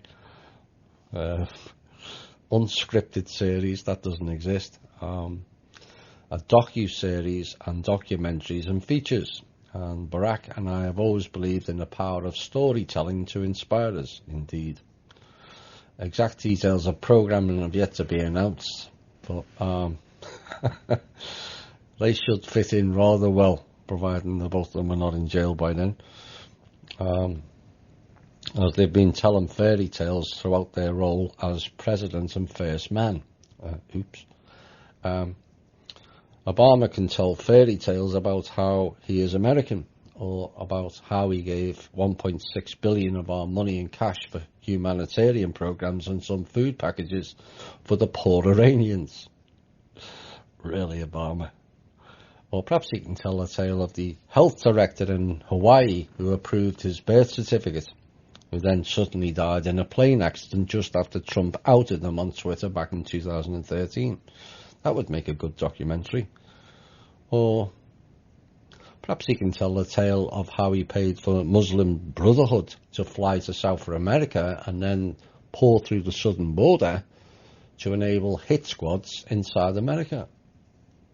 I'm sure the American public would love to hear about that series. Some of those Muslim Brotherhood tried to take out Kim. Yeah. Here's a song for Michael LaVaughn Robinson, better known as Michelle Obama. Oh, I played a different song in there. Hi all and welcome back to the final portion of tonight's show. We'll get into the Q&A section. Not many questions this week. There's some things that I can cover in amongst those questions. And where are we? Right, let's get into the Q&A. Can a Draco, for example, have free will and choose to be negative in its next reincarnation? Or is the negative related to trauma-based experiences that it would have endured? Well, everyone has a free will to choose to be light or dark or neutral. The Draco, from what I gather, have largely been cheating of going back to source for a re-evaluation of their own karma, their own judgments. But the Draco were also lied to, as of many of the species that have been involved here and the other planets around the world, around the Earth,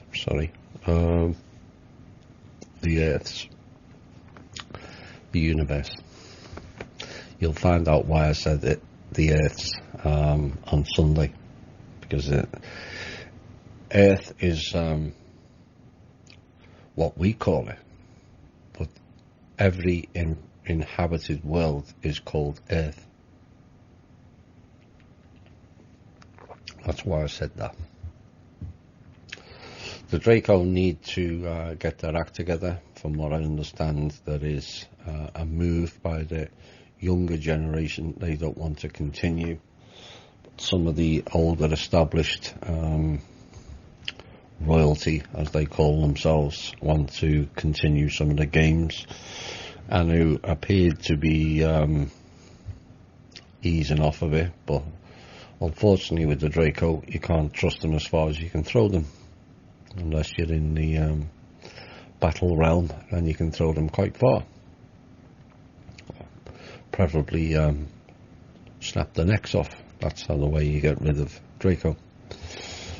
But I don't advocate violence, but we have tried with them, and they've kind of not been very good to humanity. And so the trust is in very short supply with that group. They need more ambassadors to step forward, because there are Dracos still here who can help more and give a better understanding, but currently they're choosing to stay in the background.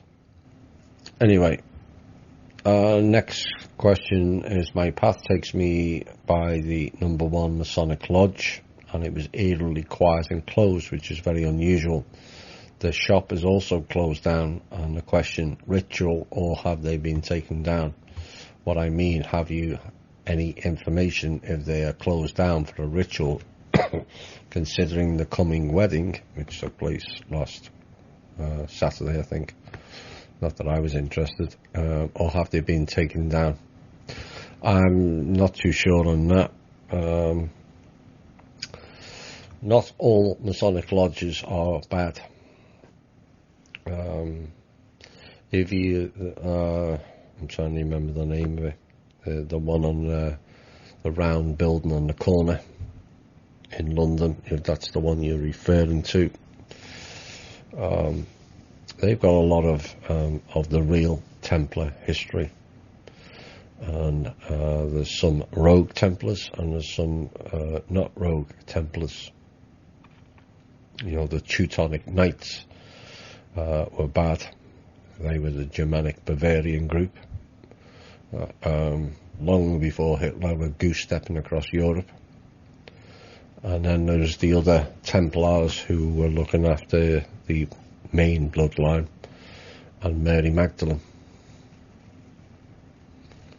And so it's easy to go down the path and say, well, all Freemasons are all bad and they're all satanic ritual worshippers and get up to all kinds of fun and games in the Hellfire Club, etc., etc. But no, the average person in the Freemasons, unless you go above 15, has no idea what's going on above.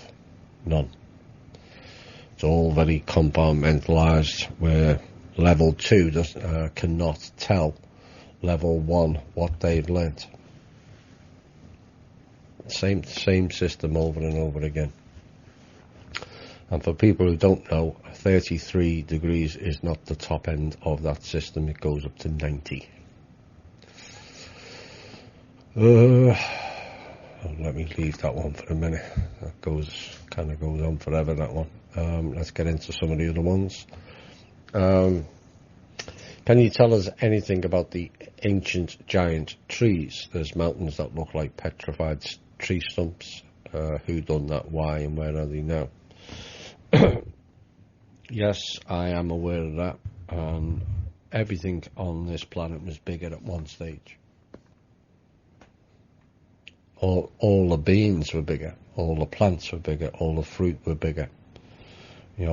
People have heard about the giants, different, taller version of human. People have heard about the woolly mammoths, and now we've got, and they're still big, but they're smaller elephants.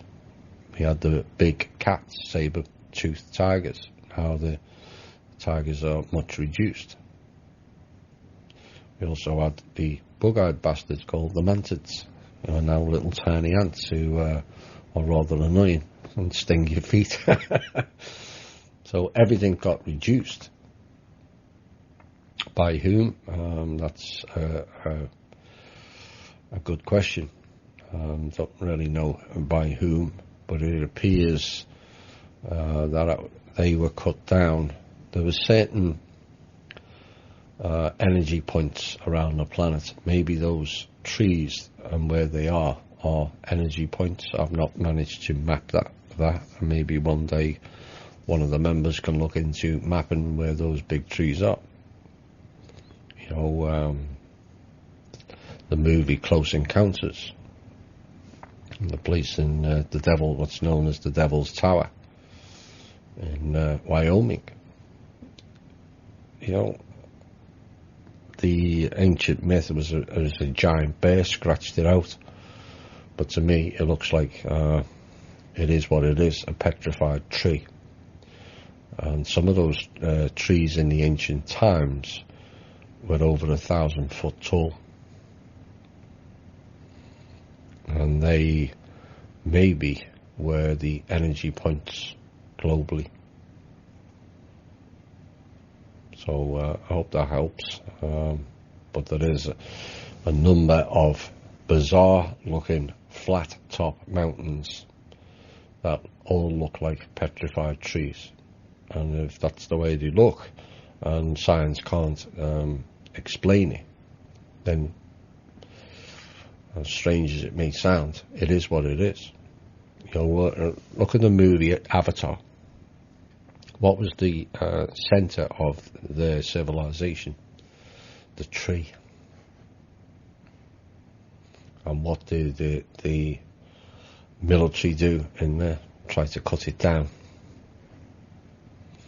I think that was a deliberate past memory trigger. Because there were certain peoples, not only on this earth, but many other earths that were living that way. Spirit beings in with the trees and in with the animals and in with the plants. And then you had the trade commerce people, and it's not just the clowns on this planet.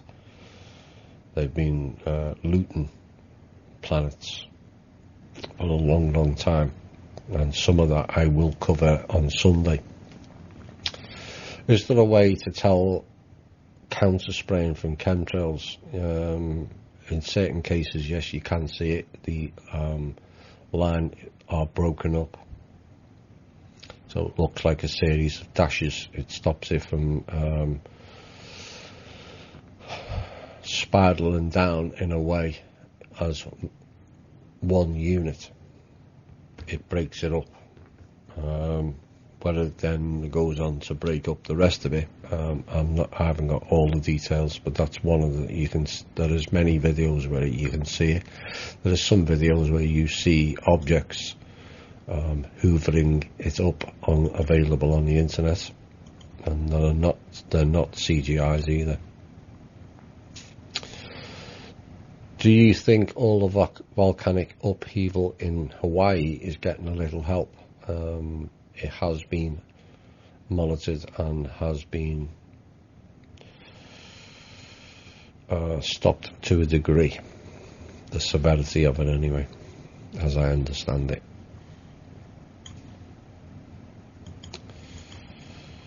Done that one. Right, let's get into this long-winded one. Thomas, what's your take on all this? I've tried to condense it. Bashar spoke recently of the 5 hybrid races, and something like 45% of the world's population has participated in soul contract detainments, as in abductions, in a variety of ways, not just genetic. The tall greys have tunnelled back in time to ensure their race, having adapted to a broken world and no longer able to reproduce, have shed all emotion and doesn't cease to blend their DNA with ours to continue a new hybrid race. Some of that has been going on, but it wasn't the tall greys as I understand it. It was the smaller ones.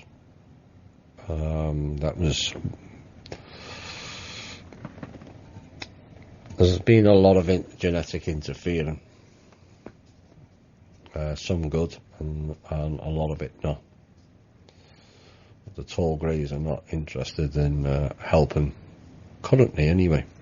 Not all of them, but there's a lot of those particular species in the southwest of America, particularly around Sedona and the Mount Shasta, as I like to call it. People making industries out of a mountain that's containing rogue ETs and passing it off as spiritual awareness, really. Dilution your energy. And it goes on, there are ships with hybrid kids. Many of us are involved in teaching consultant on the ships, and at some point it will be these, the Shalania, who are the first ones to land, show up, of the Yal, which are hybrids of us, Homo sapien, we being the parents, I don't like that term, and the tall greys. And the Shalania kids will arrive in havens in remote areas to further their assimilation with our ways. That has begun on the ships, and this will lead to further genetic blending of them and us. And then there will be the Anu Het, a 6th race from the ancient mothers of the ancestor spirits, the Anananis, Enadas, Ananikas, where we will have skipped over 1,000 years of evolution and achieved the conclusion of the grand cycle of Anu. From Anu to Vika, or Vikwa, equals seed, Desh equals template, Adama, Eve, Etvia, being the upgrade from the first version, Marsi, the first hybrid grey, Mazani, the tall grey, Sasani, Yarhel, or Yaryel, and Salayana, Enanika, and Anuet.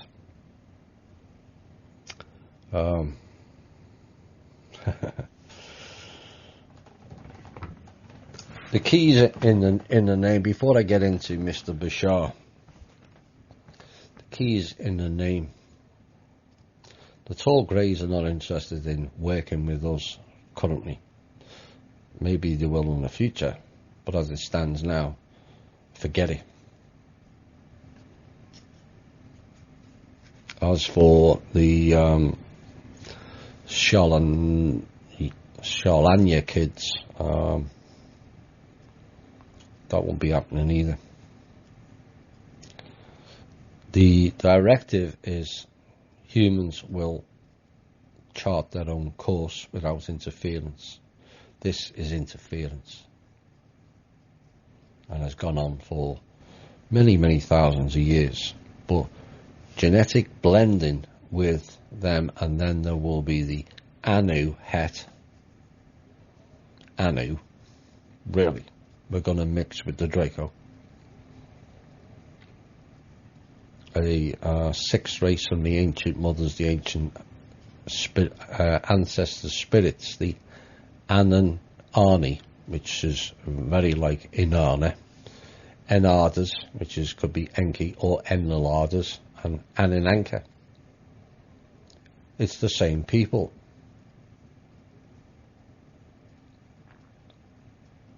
And then the key line, where we will have skipped over thousands of years of evolution and achieved a conclusion of the grand cycle of Anu. That is not happening either. Humans, the current version, have achieved a lot evolution-wise. We would have achieved an awful lot more if it not were for the interference of Anu and other clowns. And the reality is, they are trying to piggyback, not just the Draco, the Mantids as well, and some of the Greys are trying to piggyback on our evolution. So we're not skipping forward 1,000 years at all. We did the work. They never. And as for the Adam and Eve, again, I will have something on that on Sunday. First hybrid grey, indeed. That's not good, Gil. Sorry. Now, Bashar is a channeler. And for those who have been listening to me long enough know my opinion of channeling. It's all routed through certain AI, or was, that replicates a certain voice that would be familiar to those receiving. And they tell them all kinds of lies and crap. Now, Bashar channels through a person known as Darryl Anka, who's the cousin of Paul Anka. And I've pulled this from a piece, I did remember it, but the details of it, but this is how it was written by someone who did an overview of Mr. Darryl Anka, who's the one who does the stuff for Bashar. Mr. Anka began his career as a Hollywood special effects designer, fake, worked on films such as Star Trek, the motion picture, Pirates of the Caribbean, and I, Robot, and from what I gather, he was also the director of First Contact. But the report goes on saying now Darryl mostly just hangs out with his channeling friend Bashar, a multi-dimensional extraterrestrial being with a PayPal account. And therein lies the problem. I called Mr. Bashar out. We did try to work with him at one point. but his ego and arrogance went beyond even some that were in our own group. So Mr. Bashar offers private sessions for a fee of $300 where he reads people's Akashic records, and I would ask, which Akashic record is he reading? There are several, in fact millions of them.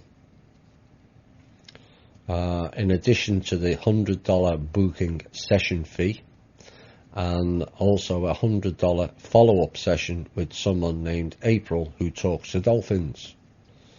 So sessions with Mr. Bashar are running at $500 to tell you channeled information. Remember Greg Giles, who quit when he found out it was being ran through the CIA? Yet again, they're involved.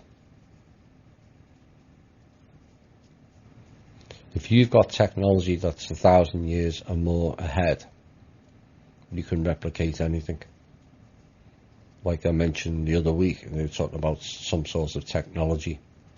They've had that for a long time. There's a little piece that you put under your tongue, and I can speak, and it comes out sounding like Hillary Clinton, heaven forbid. So anyone can replicate anyone's voice once you know the channel. And channeling is all about tuning into a specific frequency, which they know that you're going to deliver, and then they hook up you to that frequency and then put words into your head, telling you what you want to hear, like crap about the grand cycle of Anu. But the report on Darryl Anka said he's been swindling people this way since 1983, and he has garnered high praise in what is known as the channeling community among people who believe that human beings can communicate with disembodied spirits from other dimensions. Well, that is actually possible, but it's not necessarily through that channel. And his cohorts in the channeling game include Lee Carroll and his love-filled and empowering angelic being, Cryon, really, Krypton. Wendy Kennedy, who channels a collective group of souls from the future, and for history buff Jeffrey Hopper, who channels Tobias, an angelic being who has lived many lifetimes on Earth. Don't follow anything that does involves channeling. You know, you ask me for my opinion, that's my opinion. We've been telling you this for the last 5 or 6 years. Channeling is only telling you what you want to hear. None of it ever comes true, because it's all designed to give you hope, and you sit back waiting for the saviours to come, while the saviour is you. And that means all of us. That's what all that New Age hopium's about. This is the age of Aquarius, and we're all going to sing Kumbaya and everything's going to be hunky-dory. Well, actually it's not. That hasn't worked. Or have you all smoked pot and got a high and interacted with the spirit worlds? Well, that didn't work too well for a lot of people either. Again, I will be covering that in the Sunday show. But channeling material is fake at best and dangerous at worst, as it makes you sit back and wait for somebody else to save you. That's not going to happen this time. We're going to save ourselves. The last time we asked for a saviour, the Draco and Anu and his group of reptile goons came in, and that hasn't turned out well for us.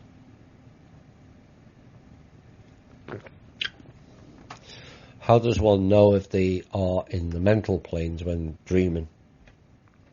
The simple answer would be you will see a lot less rather ferocious looking animals and battling. There'll be a lot less need for battling and more need for teaching and more need for meetings and people actually trying to work in harmony rather than trying to destroy each other, which is the gist of the astral realm, certainly the lower astral anyway.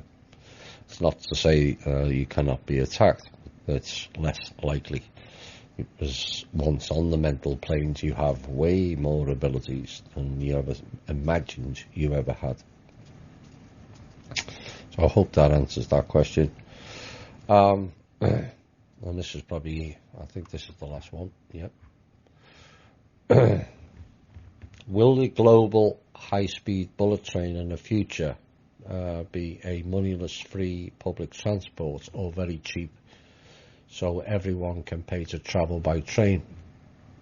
I don't know whether it's going to be free. I imagine it will be cost effective to the average person. That's what it's designed for. And the parts of the costs will be offset by the trains being used as trade. So, I imagine there'll be fairly long trains with it'll cut out, in essence, it will cut down on the need for oil and huge trucks that are breaking up the roads and running people off the roads. It's kind of old technology that, in many aspects, wagon delivery.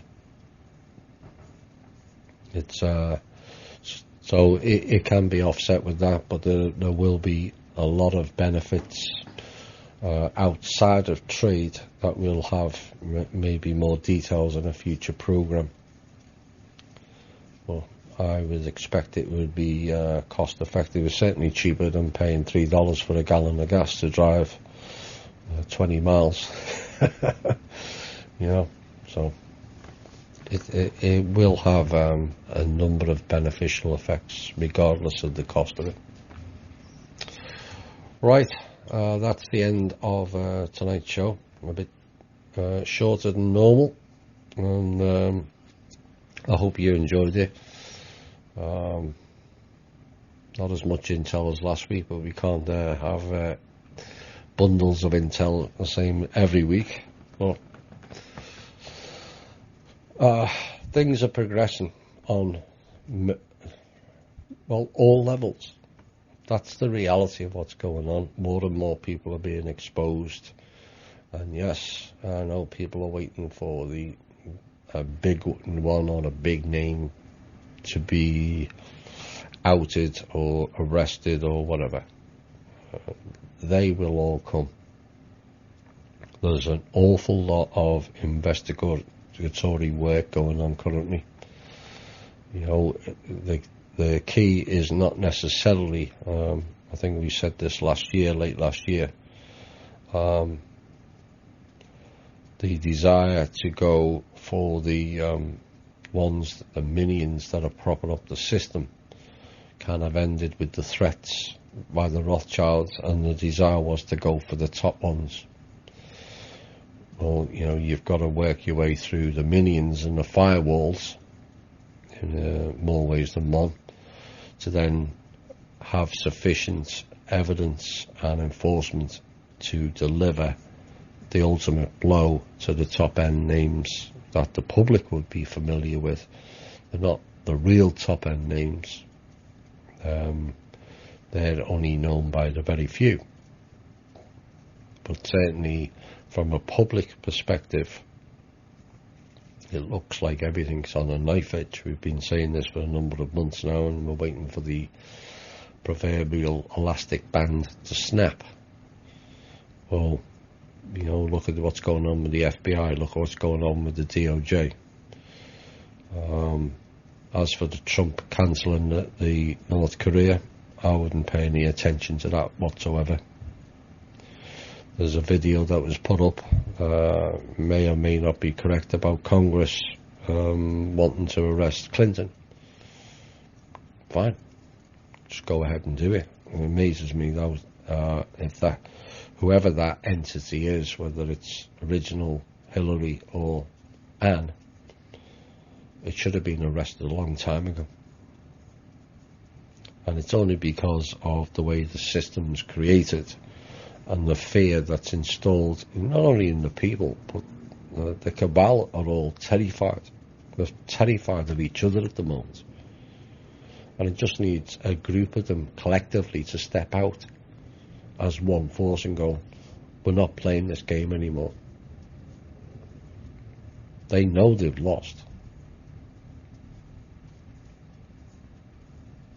But it's all about going through the vast quantities of evidence on so many different aspects that it may take years to fully get to the bottom. It hopefully won't take years to arrest these clowns, but the depth of the corruption, fraud, pedophilia, ritual stuff, bribery, lobbying, kickbacks, you name it, in all 209 countries is beyond staggering. And it needs a lot of coordination. And part of the problem currently is nobody knows really who's good and who's bad.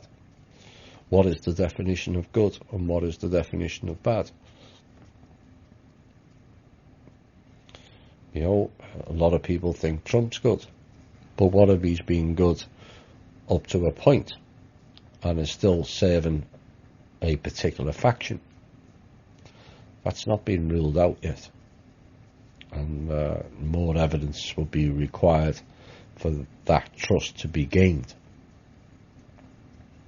Now, even that is an improvement of what we had. The fact that at least he's given some concessions to we the people through various reforms and whatnot. But if that's to pacify us on behalf of a single faction, it will be found out and it will be routed out eventually. But it's not just one faction, is it? It's 5. It's not just one particular country or one particular player. It's all 209 countries. There's a lot of work ahead for a lot of people just on investigating what's gone on.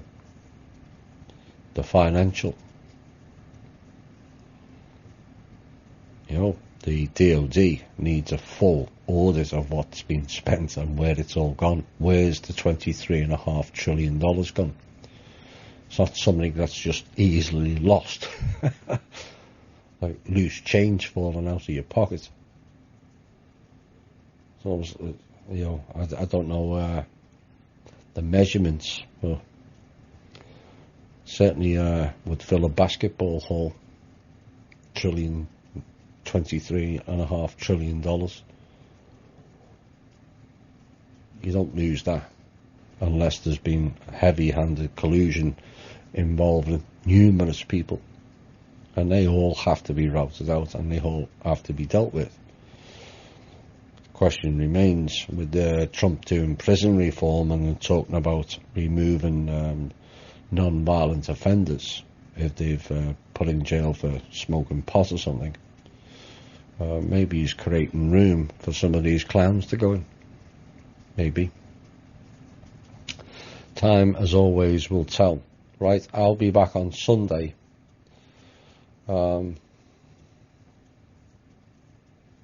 Let's make it 4:30 Sunday afternoon. Straight after the OYM show.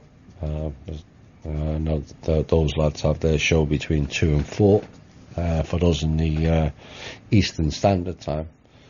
So a lot of the listeners of OYM would like to listen to that. So 4:30 this Sunday, Eastern Standard Time, from Russia with Love is the name of the piece, and it's going to be rather interesting. I've spent the last week many hours compiling it, and I'm looking forward to delivering it, and it will shock many.